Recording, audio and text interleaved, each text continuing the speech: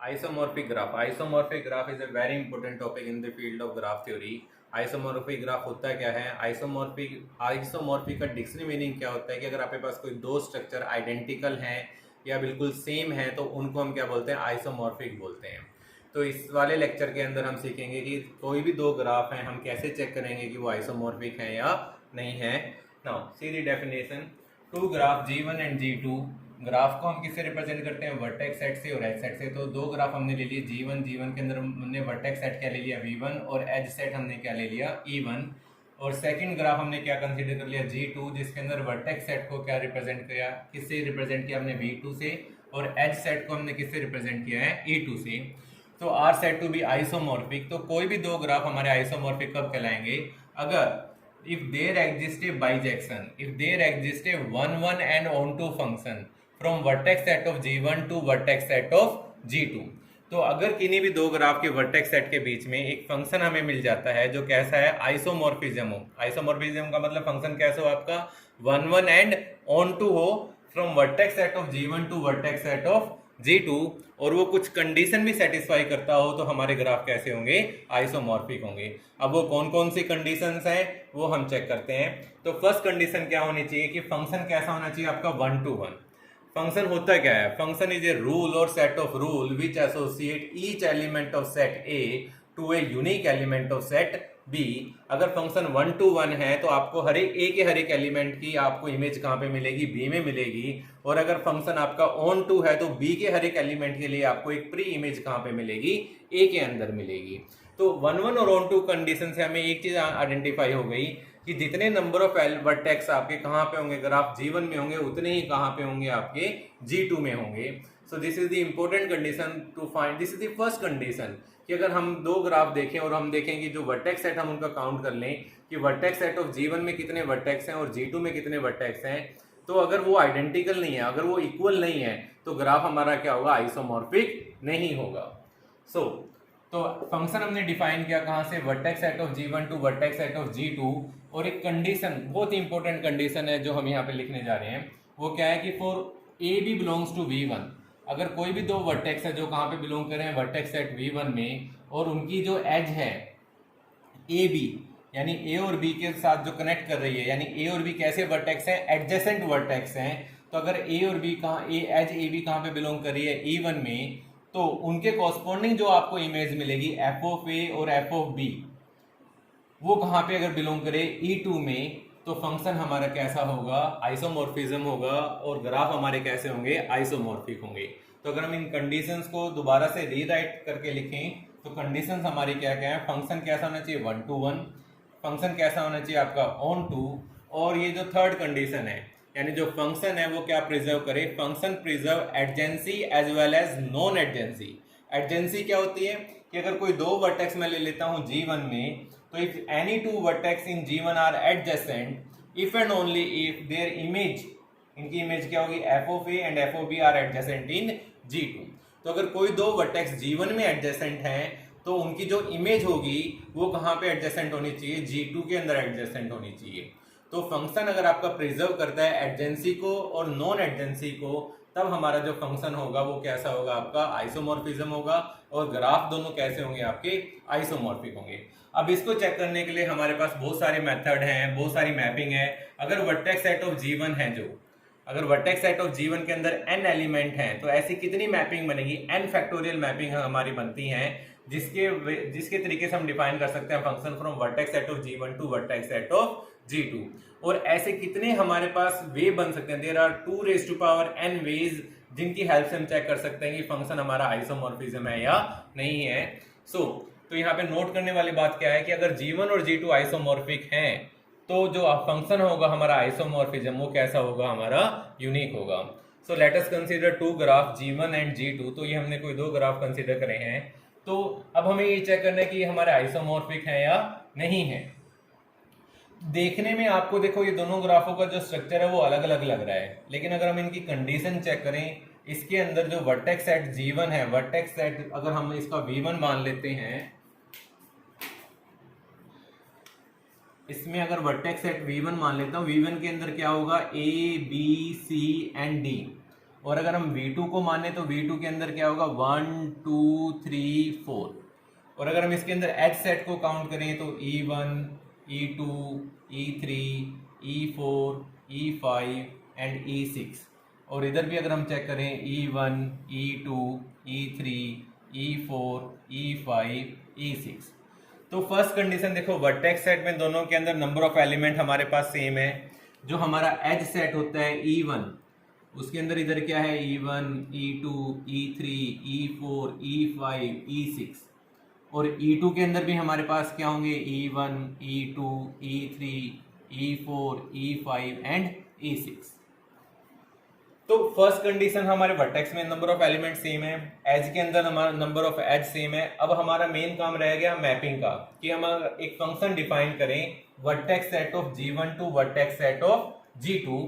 और इसके साथ साथ आप एक डिग्री सीक्वेंस, हमने टॉपिक किया था प्रीवियस लेक्चर के अंदर, तो डिग्री सीक्वेंस यहाँ पे एक इंपॉर्टेंट रोल प्ले करती है किसी भी ग्राफ को चेक करने के लिए कि वो आइसोमॉर्फिक है या नहीं है।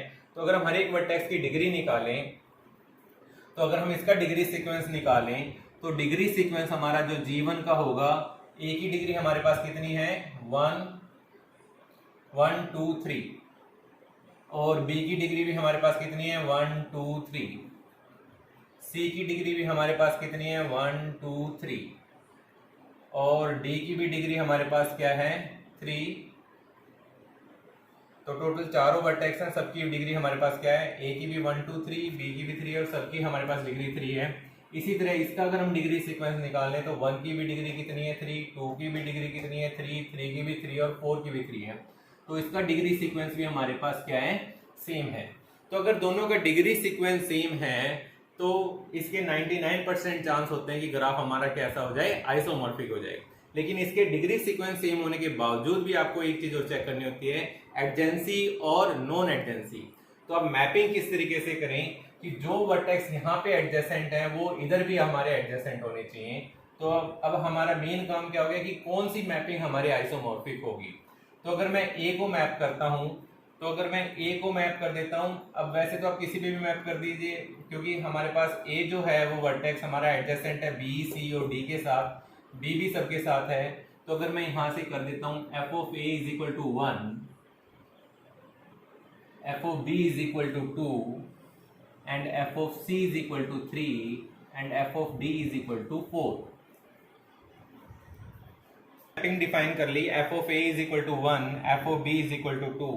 तो अगर हम यहाँ पे देखें ए और बी एडजेसेंट हैं, ए और बी हमारे पास एडजेसेंट हैं, तो इधर 1 और 2 भी हमारे एडजेसेंट होने चाहिए। तो देखो 1 और 2 भी हमारे पास क्या है एडजेसेंट है। तो ये जो ग्राफ हमारा है ये कैसा होगा, आइसोमॉर्फिक होगा। तो दीज आर दी कंडीशंस जिनकी हेल्प से हम चेक कर सकते हैं ग्राफ हमारा आइसोमॉर्फिक होगा या नहीं होगा। तो अगर हम ये सारी कंडीशन सेटिस्फाई होंगे तो ये जो ग्राफ होंगे हमारे पास कैसे होंगे, आइसोमॉर्फिक होंगे। तो इसके अकॉर्डिंग हम यहाँ से कुछ रिजल्ट हम इंटरप्रेट कर सकते हैं। तो if such an isomorphism f exist, अगर ऐसी कोई आइसोमॉर्फिज्म एग्जिस्ट करती है, then there are several result which we interpret as an necessary conditions. तो हमने कुछ रिजल्ट हमने यहाँ पे इंटरप्ट करे हैं जो हमारी नेसेसरी कंडीशन होगी किसी भी ग्राफ को चेक करने के लिए कि ग्राफ हमारा आइसोमॉर्फिक है या नहीं है। So the first condition is the cardinality of vertex of G1 is equal to the cardinality of vertex of G2। Cardinality का मतलब क्या था, the number of element in the vertex set of G1 is equal to the number of element in the vertex set of G2। तो हम यहाँ से भी check कर सकते हैं, यहाँ पे कार्डिनैलिटी ऑफ G1 कितना था हमारा 4 और G2 भी हमारे पास कितना था, वर्टेक्स सेट G2 का भी कितना था 4। Second condition, cardinality of edge set of G1 is equal to the cardinality of edge set of G2। तो दोनों की कार्डिनैलिटी एज की भी इक्वल होनी चाहिए और वर्टेक्स की भी इक्वल होनी चाहिए। Both must have equal number of vertices with same degree. दोनों ग्राफ के अंदर इक्वल नंबर ऑफ वर्टिसेस होने चाहिए with same degree. Next, they must have same degree sequence. उनका जो डिग्री सीक्वेंस है वो भी क्या होना चाहिए, सेम होना चाहिए। And the last and the foremost application जो हमारी होती है, so the last but not the least, the adjacency relationship must be preserved। जो एडजेंसी है और नॉन एडजेंसी है वो दोनों हमारे क्या होनी चाहिए, प्रिजर्व्ड होनी चाहिए। तो हम इस ग्राफ की हेल्प से हम ये चेक कर सकते हैं कि अगर ये 5 कंडीशन अगर हमारी सेटिस्फाई होती हैं तो ग्राफ हमारा कैसा होगा, आइसोमॉर्फिक होगा। वैसे तो there are so many ways, अगर n हमारे पास नंबर ऑफ वर्टिसेस हैं तो 2n मैपिंग हमारी बनती हैं जिसको हमें चेक करना होता है। लेकिन जो ये डिग्री सीक्वेंस और एडजेंसी वाला रिलेशन है ये हमारे काम को काफी हद तक आसान कर देता है। ये कुछ कंडीशन ऐसी हैं जिनको हम डायरेक्ट देखते ही बता सकते हैं। अगर मान लो कोई दो ग्राफ दे रखे हैं और उनमें वर्टेक्स दोनों के अलग हैं, मान लो वर्टेक्स ऑफ G1 आपका 4 है और वर्टेक्स ऑफ G2 आपका 5 है, तो हम डायरेक्टली कह सकते हैं कि जो ग्राफ है वो हमारे आइसोमॉर्फिक नहीं है। Now see the next question, are the graph given below isomorphic. आपके सामने दो ग्राफ गिवन है, हमें चेक करना है कि क्या ये हमारे ग्राफ आइसोमॉर्फिक हैं। अब दो ग्राफ गिवन है और देखने में इनका जो स्ट्रक्चर है वो हमें सेम लग रहा है, लेकिन हमें कंडीशंस की हेल्प से हम चेक कर पाएंगे कि ग्राफ आइसोमॉर्फिक है या नहीं है। तो सबसे फर्स्ट कंडीशन जो हमारे होते हैं, हम दोनों के जो वर्टेक्स सेट है उनकी कार्डिनलिटी को चेक करेंगे। अब जो ग्राफ है हमारा, फर्स्ट जो ग्राफ है उसके अंदर कितने वर्टेक्स हैं, 1 2 3 4 5 6, और जो सेकंड ग्राफ है उसके अंदर भी कितने वर्टेक्स हैं, 1 2 3 4 5 6। सो cardinality of V of G1 is equal to the cardinality of V of G2 is equal to 6। तो फर्स्ट कंडीशन हमारी फुलफिल हो गई, फर्स्ट कंडीशन हमारी सेटिस्फाइड हो गई। सेकंड कंडीशन हम यहाँ पे क्या चेक करेंगे, कार्डिनलिटी ऑफ एज सेट। तो जो फर्स्ट ग्राफ है उसके अंदर कितनी एज है, 1 2 3 4 5 एज है, और जो सेकंड ग्राफ है उसके अंदर भी कितनी एज है, 1 2 3 4 5 एज है। तो हमारी सेकंड कंडीशन भी सेटिस्फाई हो गई कि cardinality of E of G1 is equal to the cardinality of E of G2। तो फर्स्ट दोनों कंडीशन हमारी क्या हो गई, फुलफिल हो गई। नाउ फिर हम इनकी डिग्री सीक्वेंस निकाल लेंगे। ए जो वर्टेक्स है उसकी डिग्री कितनी है, 1। जो बी वर्टेक्स है उसकी डिग्री हमारे पास कितनी है, 2। डिग्री है हमारे पास क्या होता है, जितनी एज हमारी वर्टेक्स से एसोसिएट होती है, जो इंसिडेंट होती है वो उस वर्टेक्स की क्या कहलाती है, डिग्री कहलाती है। सी की भी डिग्री हमारे पास कितनी है, 2, और डी की डिग्री कितनी है, 3, ई की 1 है और एफ की 1 है। In similar manner A dash की डिग्री 1 है, बी की 2 है, सी की 3 है, डी की हमारे पास 2 है, एफ की 1 है। So the degree sequence of the graph G1 is 1 2 2 3 1 1 1 2 2 3 1 1, and for the graph G2 is 1 2 3 2 1 2 3 2 1 1। तो ये हमारे पास डिग्री सीक्वेंस है। तो थर्ड कंडीशन हमारे पास क्या थी, both must have equal number of vertices with same degree, कि दोनों ग्राफ जो है उसके अंदर इक्वल नंबर ऑफ वर्टिसेस होने चाहिए विद सेम डिग्री। तो हम यहाँ से चेक कर सकते हैं, यहाँ पे ग्राफ G1 के अंदर 3 वर्टेक्स ऐसे हैं जिनकी डिग्री हमारे पास क्या है, 1 है। देखो 1 2 3 3 वर्टेक्स हैं। G2 के अंदर भी 3 वर्टेक्स हैं जिनकी डिग्री सेम है, 1 है। 2 वर्टेक्स ऐसे हैं जिनकी डिग्री 2 है। G2 के अंदर भी 2 वर्टेक्स ऐसे हैं जिनकी डिग्री 2 है, और एक वर्टेक्स ऐसा है जिसकी डिग्री क्या है, 3 है। तो हमारे पास दोनों के अंदर क्या है, इक्वल नंबर ऑफ वर्टिसेस है। अब बाकी रिमेनिंग दो कंडीशन रह गई कि they must have same degree sequence. तो उनका डिग्री सीक्वेंस हमारे पास क्या होना चाहिए, इक्वल होना चाहिए। तो डिग्री सीक्वेंस को हम रीअरेंज भी कर सकते हैं असेंडिंग ऑर्डर में और डिसेंडिंग ऑर्डर में। तो हम ये मान के चल सकते हैं कि हमारे, लेट अस अज्यूम दैट कि ये दोनों ग्राफ हमारे आइसोमॉर्फिक हैं। अगर ये आइसोमॉर्फिक है तो हमारे पास एक फंक्शन मिलेगा, कहाँ पे, vertex set of G1 to vertex set of G2। एक फंक्शन मिलेगा जो वर्टेक्स सेट ऑफ G1 से वर्टेक्स सेट ऑफ G2, और डिग्री सीक्वेंस की हेल्प से हमें ये हमें यहाँ से ये एडजेंसी को भी प्रिजर्व करना है। तो जिस वर्टेक्स की डिग्री यहाँ पे 3 है वो उसके साथ ही एसोसिएट होगा ग्राफ G2 में, जिसमें उसकी डिग्री कितनी होगी, 3 होगी। तो ग्राफ G1 के अंदर जो D वर्टेक्स है वो सिर्फ किसके साथ मैप हो सकता है, C के साथ मैप हो सकता है। अगर हम D को C के साथ मैप करें, तो जो D वर्टेक्स है उसकी भी डिग्री 3 है और C वर्टेक्स उसकी भी डिग्री 3 है, लेकिन जो D वर्टेक्स है वो उसके दो वर्टेक्स के साथ एडजेसेंट है। लेकिन दोनों वर्टेक्स कैसे हैं, पेंडेंट वर्टेक्स हैं। दोनों वर्टेक्स हमारे पास कैसे हैं, पेंडेंट वर्टेक्स हैं। दोनों की डिग्री कैसी है, 1 है। जिस वर्टेक्स की डिग्री 1 होती है उस वर्टेक्स को हम क्या बोलते हैं, पेंडेंट वर्टेक्स बोलते हैं। लेकिन अगर हम C डैश को देखें वर्टेक्स को, इसके पास सिर्फ एक ही वर्टेक्स ऐसा है जो पेंडेंट वर्टेक्स है, तो सच मैपिंग इज नॉट पॉसिबल। क्यों पॉसिबल नहीं है, क्योंकि जो हमारी एडजेंसी है वो रिलेशन प्रिजर्व नहीं हो रहा है। D is adjacent with 2 vertices with 2 pendant vertices। D जिनके साथ एडजेसेंट है वो दोनों वर्टेक्स कैसे हैं, पेंडेंट वर्टेक्स हैं। उनकी डिग्री हमारे पास कितनी है, 1 है। तो D is adjacent to E and D is adjacent to F, and further F is adjacent to D only and E is adjacent to D only. लेकिन अगर हम D को C पे मैप करते हैं तो C is adjacent with only one pendant vertex.